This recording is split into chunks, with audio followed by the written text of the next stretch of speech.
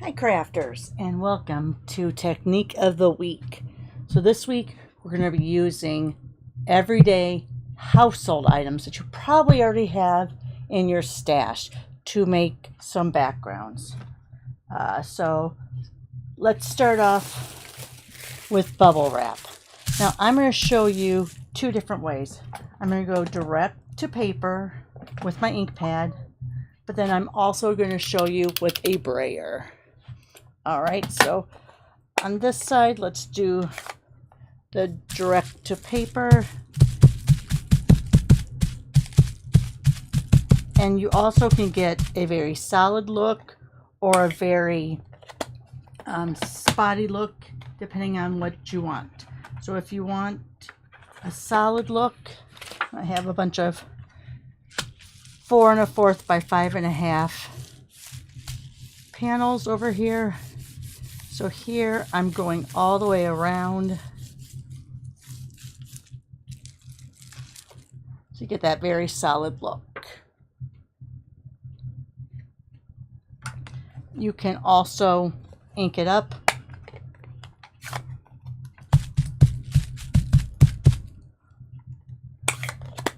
And I'm going to use the other side. Barely put it down and just finger tap on it to get a very light and rustic look. Now every bubble wrap's different, so you know yours may have bigger bubbles, you may have smaller bubbles, but that's the way it is. All right, so here I'm going to show you with our brayer. I'm just inking it up over here on the side. You don't go back and forth. You lift up and keep going.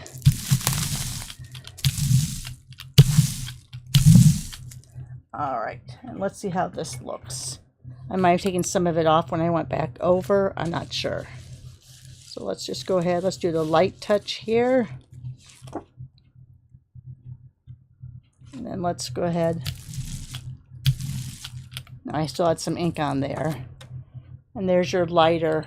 And I like that look a lot better, where it's not, is it focusing in?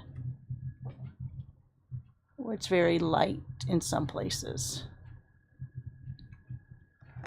And like I said, here when I went back over with my brayer, I still had some stuff in my brayer, so it kind of smoothed it out, which is also a kind of good look. We kind of have a hard edge there, but most of these you'd be trimming down anyway. So there's brayered, light brayered, pressed down hard with ink direct or stamp pads direct. Well, that's direct and that's prancing over with your fingers. All right, so that's bubble wrap. Let's go ahead. I'm going to fold that to the inside because that's inky. Let me put that over here because that plastic was creating a shine on my glass mat. All right, and so is my little light here. Let me see if I can move it back just a little bit. There we go. All right, so there's that.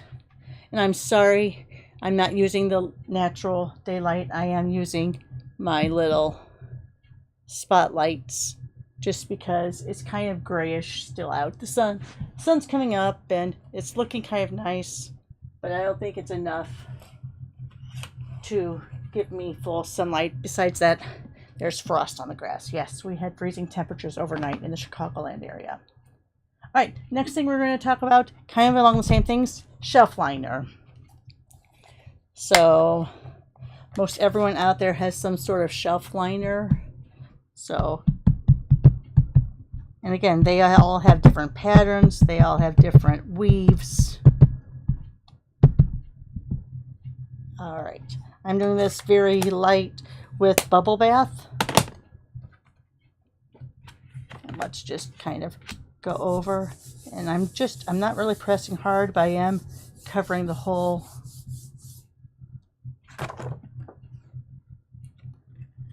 And there you have that look. Very cool. Now, I'm not sure if I still have, let's see, I'm not sure if oh, Did you just see that? That's how you can rinse out yours, but I pressed it and I didn't mean to. Pressed it too hard. I don't know if I have any of that Coastal Cabana still on there, but let's see.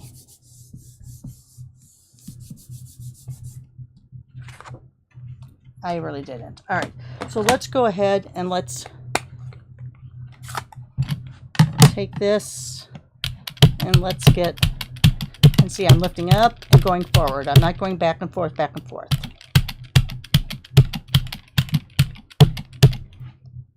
And let's put one right along this line there.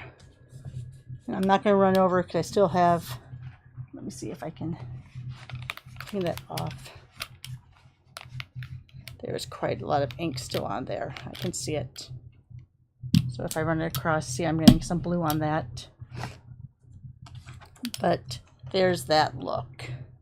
So pretty much the same, except with here, you didn't see the weave lines as much. I know I got Coastal Cabana on there, but here you very much see those weave lines. So that's shelf liner. All right. Again, let me put that over here to the side.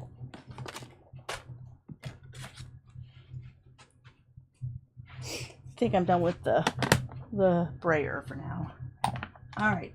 The next one I have is Saran Wrap. So all I've done, I'm sorry, that's a brand name, cling wrap, sticky wrap, whatever you call it in your kitchen. But you can go ahead and take it. I just put it inside of a binder clip so it's a little easier to handle. There was a technique we did in the full backgrounds, I believe it was, a little while ago, where I showed you how you can ink it up with, sorry, I'm just fascinated with what's coming out. How you can scribble your markers or your re-inkers inside a saran wrap, flip it over, and it gives you that like mottled look, that background look. Mottled look, what am I saying? Kind of like a, not a tie-dye, but like a wash look. I'll try to find that and link it back here so you guys can see what I mean. But that's when you would take saran wrap flat and just go ahead and sandwich it in between there. Now see, that is going to stay inky there, so I'm going to move my binder clip that way. You're never going to get the same look twice, and if you want it to be a lighter look, sorry, let me show you. If you want it to be a lighter look, let me get this washed off for the most part. You would either stamp off, and then you would get a much lighter look. You could probably pick that back up.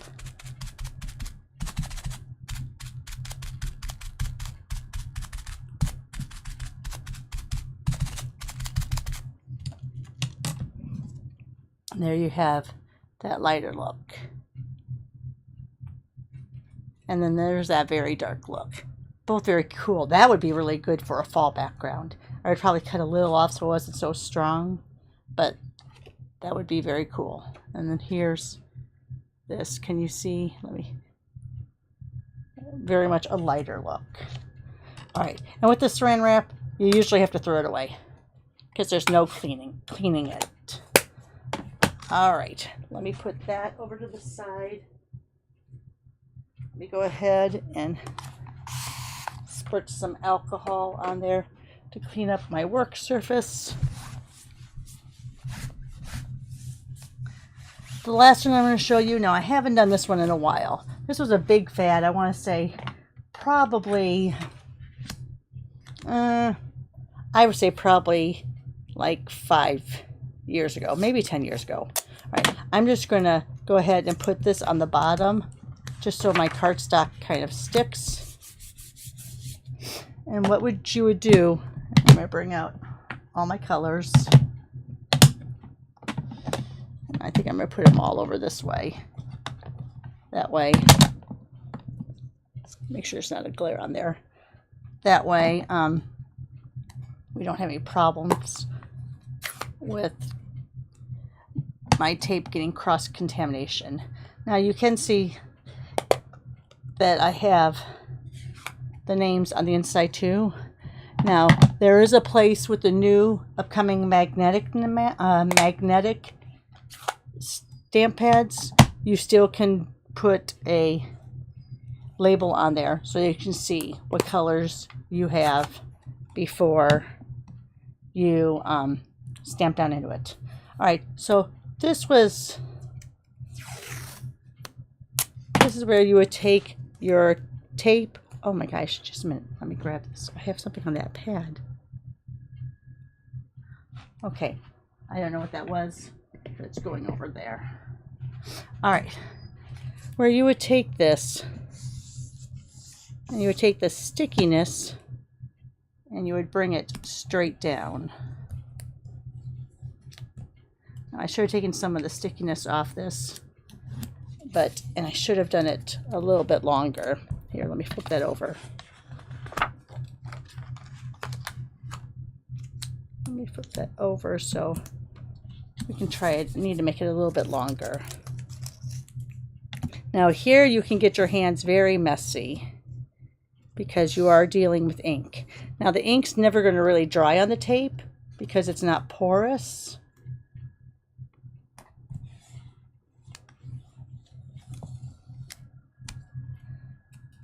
All right, and I don't think I'm going to reuse these. In fact, I'm going to go like that just so I don't mess it up.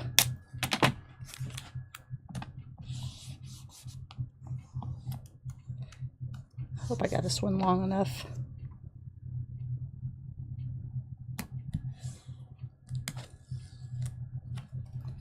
Oh, that one's pretty clean now. Yeah, I'm gonna try it because I'm going to darker colors anyway.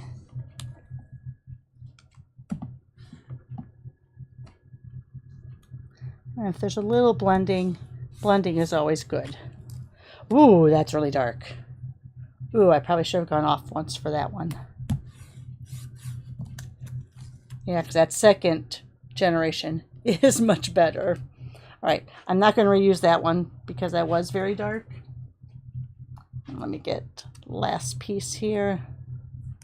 I think I'm going to learn from this one because Calypso Coral is a very strong color.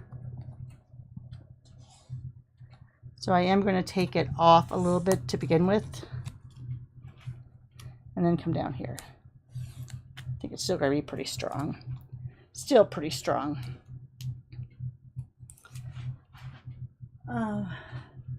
Another thing, because that is very strong, let me go ahead and move this out. So there you see that. If it is really strong, oh, and I have to be careful here. I don't want to get anything on my stamp pads. If it is a really strong color,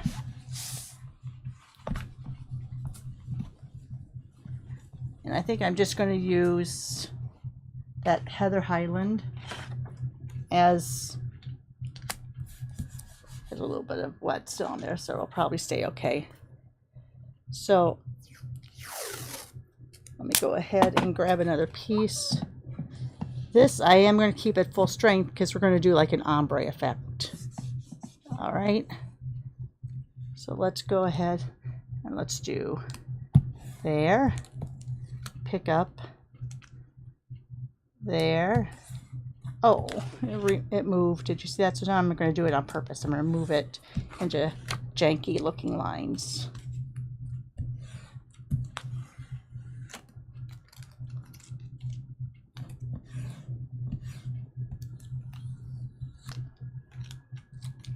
All right, let me close these all up because I don't like leaving my ink pads, even though in Illinois we're a very moist climate. Things don't dry out that fast, but I'm not going to take a chance. So let me just put these closed, and up here.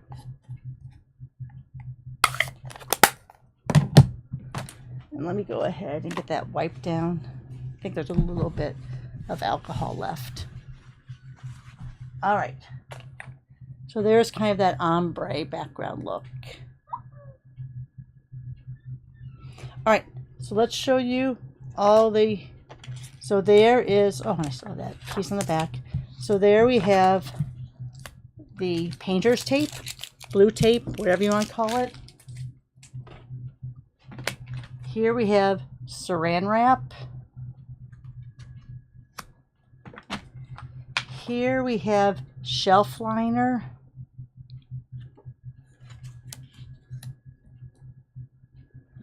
And here we have bubble wrap. All right, guys, that's it for me. Thanks for watching. Give me that thumbs up. If you don't mind, if you have a friend out there who would love to see different techniques like this or any of the other classes I video or show videos on YouTube, tell them to go ahead and subscribe to my channel. I am 20 away from 500, and that is my goal. I'm not super popular in the stamping world. I've not been on any shows or anything like that, but I have been a demonstrator and stamping for over 32 years. So I think I have a lot of good knowledge that I can share for the person who likes to be what I would consider more of a simple stamper. Let me make up my new words. Simple stamper. All right, guys. Thanks. Give me that thumbs up, please, and tell your friends about my channel. Thanks for watching. Bye for now.